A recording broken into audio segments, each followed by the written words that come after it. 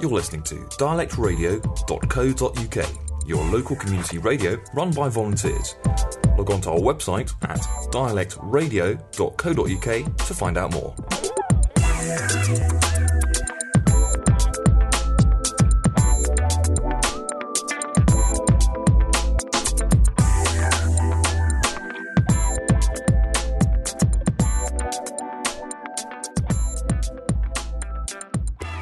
Well, our next piece, well, we do this from time to time, but it's pretty disturbing stuff.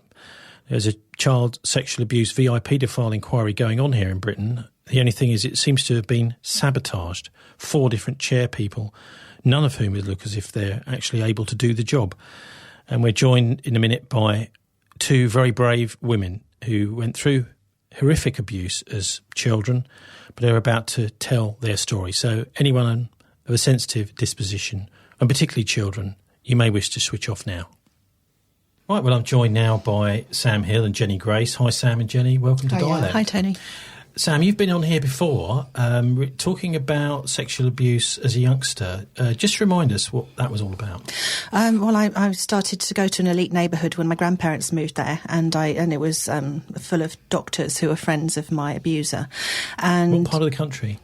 It was in one of the most expensive neighbourhoods in Hertfordshire. You know, it's not such a surprise, is it? Hertfordshire is incredibly rich. And do you think that that's fair to say there's a connection between this abuse and people who feel so wealthy and privileged that they're almost above the law? Definitely. The people involved were Etonians, and they said that there were other important people, I was told at the time, who I was going to be taken to meet, but luckily I didn't get taken there, but I had a relationship with one of the abusers, and eventually it ended up with me being silenced within mental health. So you say a relationship. Is that fair, or were you too young, do you think, really to make a decision about whether it's a relationship or not? I was being told that he wanted to marry me, and that's why it was so dangerous in the neighbourhood I was living with, the people on the peripherals of this, and his brother, who was also an abuser, and the doctors, one of whom was at a party where abuse took place. Because I moved into the neighbourhood, I was having a troubled time with my family when I was 16, and I think so. There's quite a few 16-year-old girls out there that do have a bit of trouble with their family. So do you think that was kind of exploited in a way? It was, and they wanted to silence me, and it was very easy because I didn't have a supportive family, and I was taken to a top psychiatric hospital at 16. Now that idea of not having a particularly emotionally supportive family is true, probably same to say for you, Jenny, isn't it? Yeah, I was taken into care at 6 weeks old.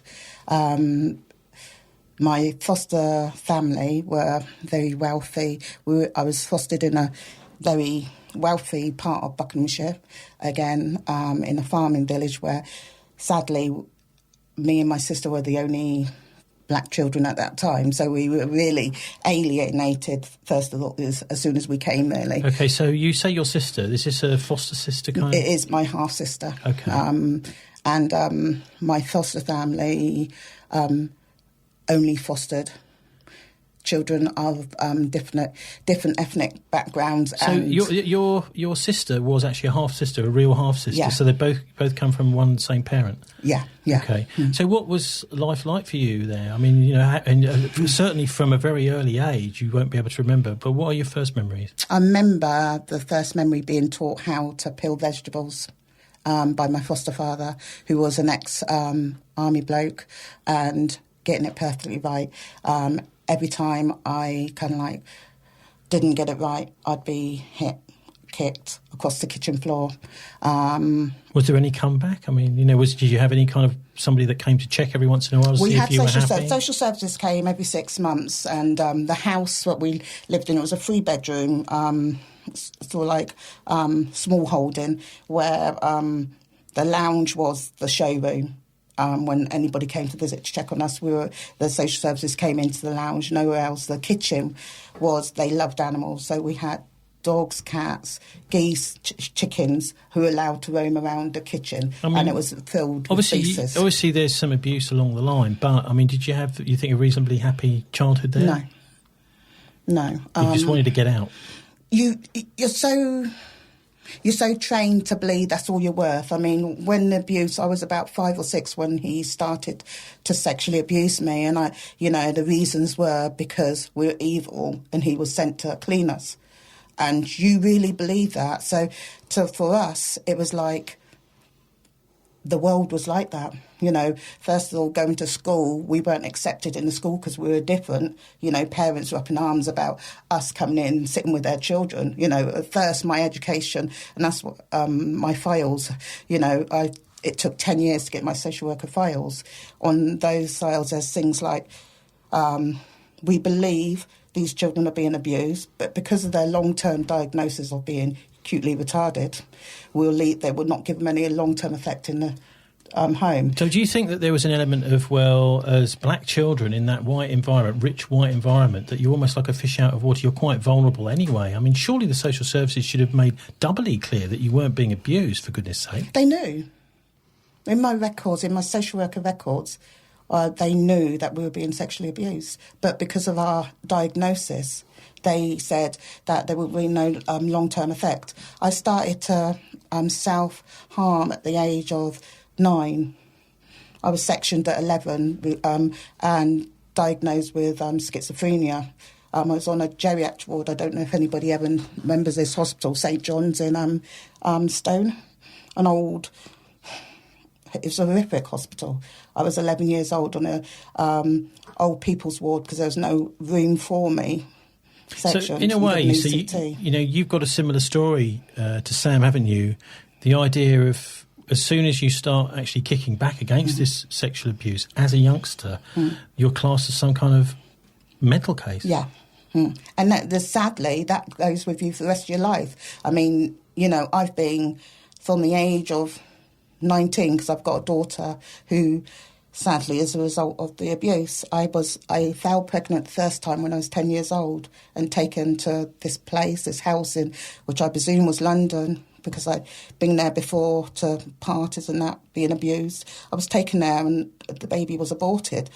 But the more you say something, the more, you know, I was sedated. I was given psychotic drugs, knocking me out. I mean, I remember one thing I used to say to her, I'm going to tell of you, you know, and straight away in my backside, an injection, which knocked me out for days.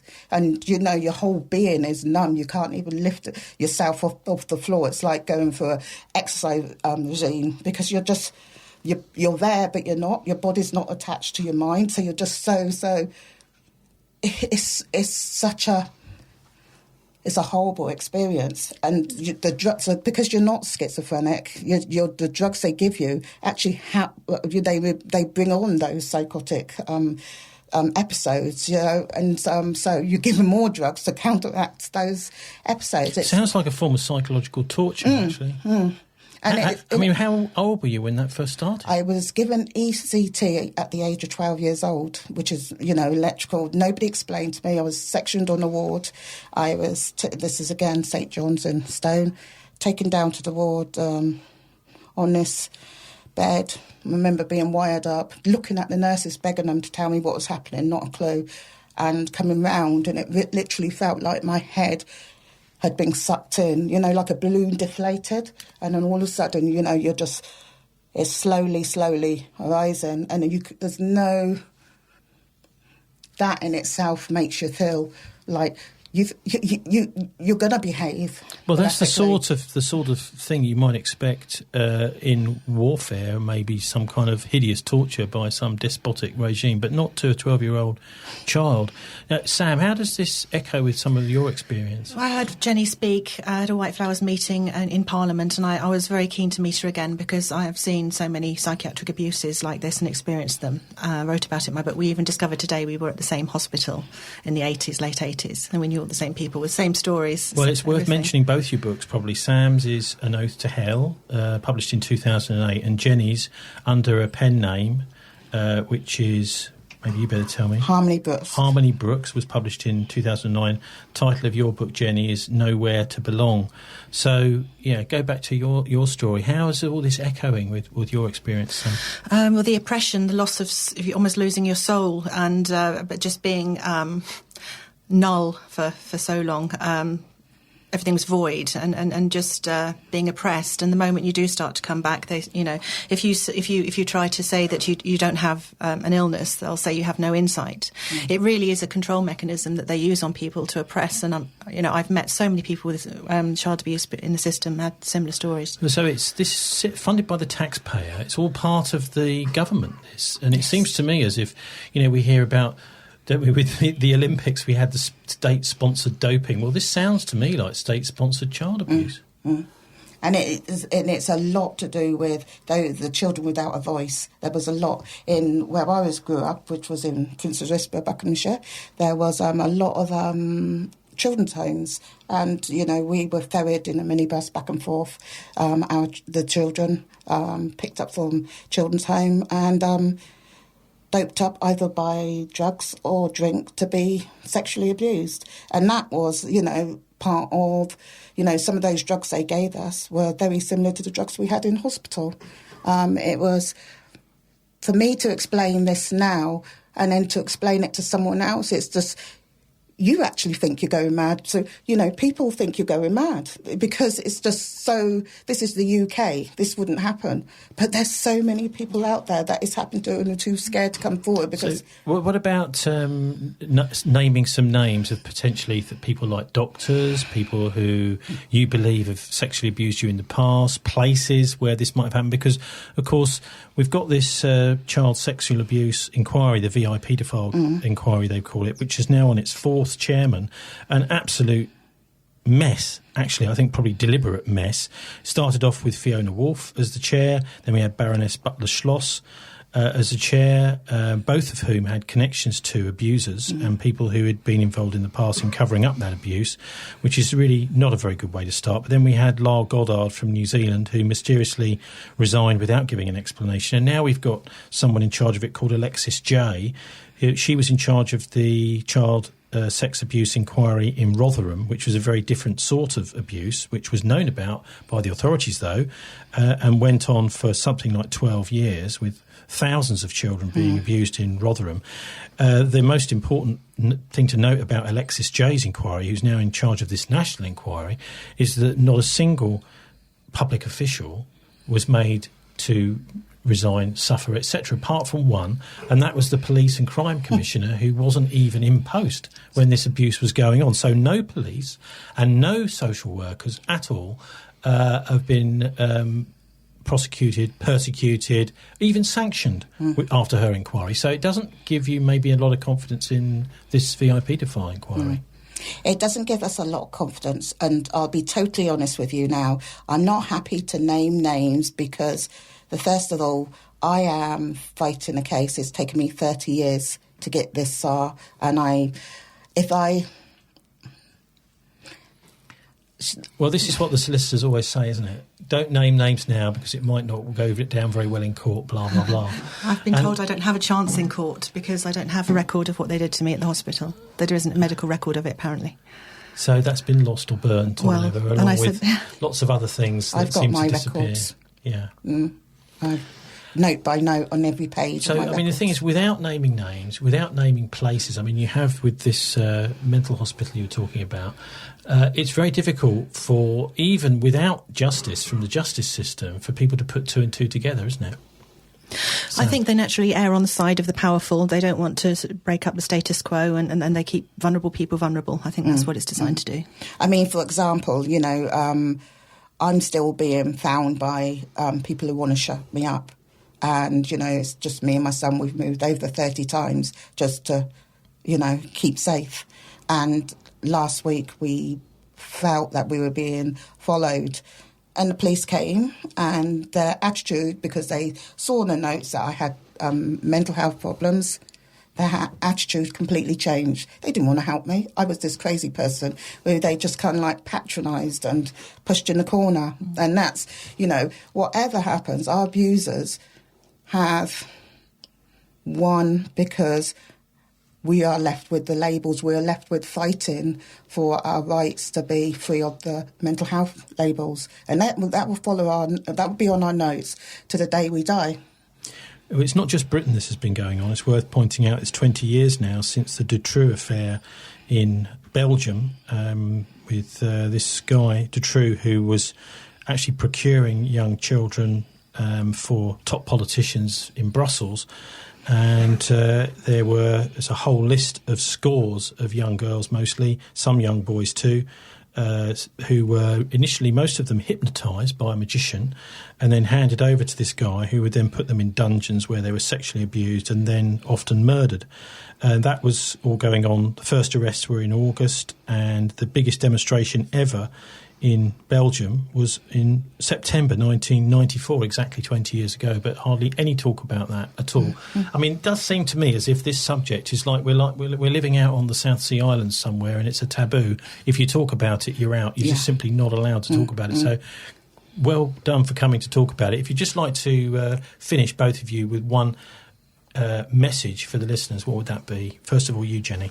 I'd like to say to social services especially, bring survivors in to teach you the telltale signs. Learn from us, because at the end of the day, our lives, we can't change what's happened to us, but we can change what happens to the future of our children. And Sam? Okay, the stigma that's supposed to exist in society about mental health is actually something that's working within the system itself. The stigma, they use the stigma, they rely on notes which are either written carelessly or can be modified by people with an interest. And if you make a complaint or if you're troublesome, they can, modify the whole thing that's written about you. So people are just being processed, and this really needs to be looked at, and a bit more humanity in dealing with people generally within mental health or who've been abused.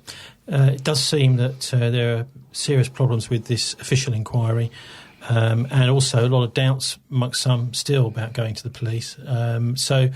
Let's start with you this time, Sam. What's your advice for anyone out there that knows someone or has themselves been abused? What can you actually do to get together with survivors to get a bit of support? I'm beginning to think the way forward is to make some of my experiences public, my notes, some of things that have happened to me, because I'm not getting anywhere with the police. They dropped my case without telling me. They led me along for 6 months. Very little contact with them. Then I was told it was dropped 4 months ago, and the reason being they found something in my medical notes which they said was some kind of a contradiction. Somebody agreed with the fact that they thought that we hadn't met, and before, even though the ex-wife of the abuser had told the police 20 years ago that we had met. So something written in there was supposed to have contravened the whole thing. And they spent the 6 months, most of it going through my medical notes, nothing investigated. I've got a lot of evidence. So I would say, if you get to the end of the line, you try everything first, normal channels. If you don't get anywhere, you can make it public somehow. Jenny, would you agree? Or what's your advice for listeners if they know somebody, for example, that's been abused? I would say come alongside that person, support them in every way, believe them, and, maybe not going to the police first of all, maybe looking at a solicitor who will hear your story and having an advocate to go down with you. You need to have some backing to go to the police on your own. How do you find a good solicitor, though? Because for nowadays, solicitors, good solicitors are, well, they're very rare. Yeah, and legal aid is being stopped for these cases anyway. So I would say that even an advocate, if you could find an advocate or somebody who's a good friend and insists that they sit in with you, because even records and, recordings of what you're saying are being, lost or misplaced. I was 17 when I first reported it to the police. Then again 23, then again 30, and then again now.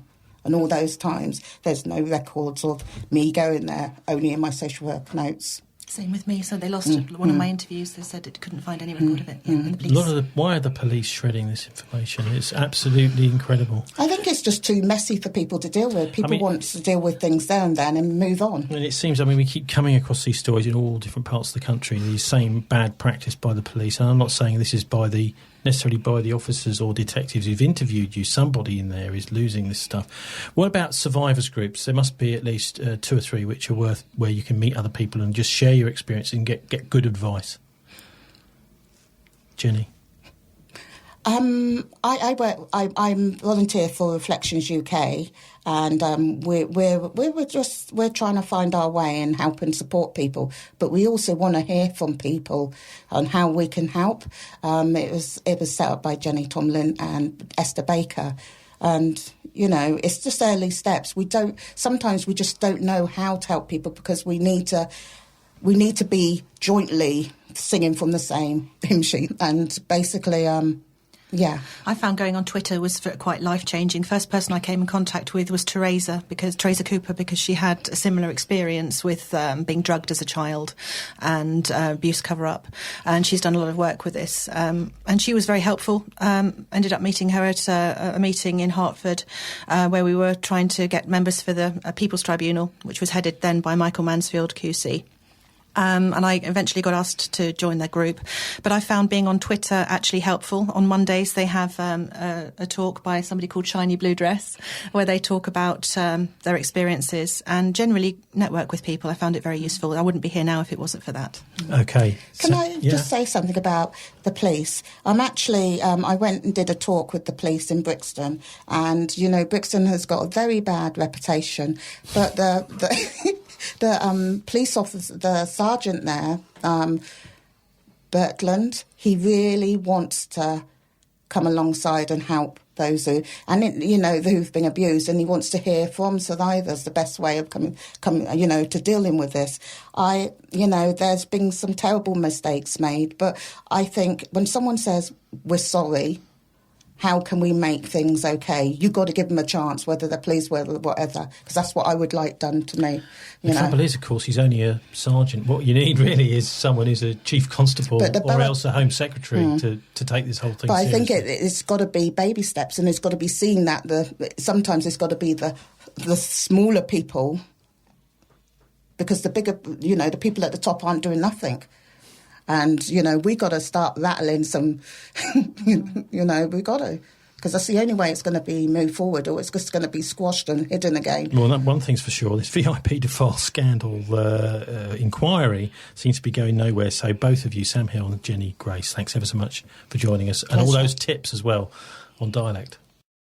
That's all for this week. Dialect's Bristol's first weekly MP3 podcast.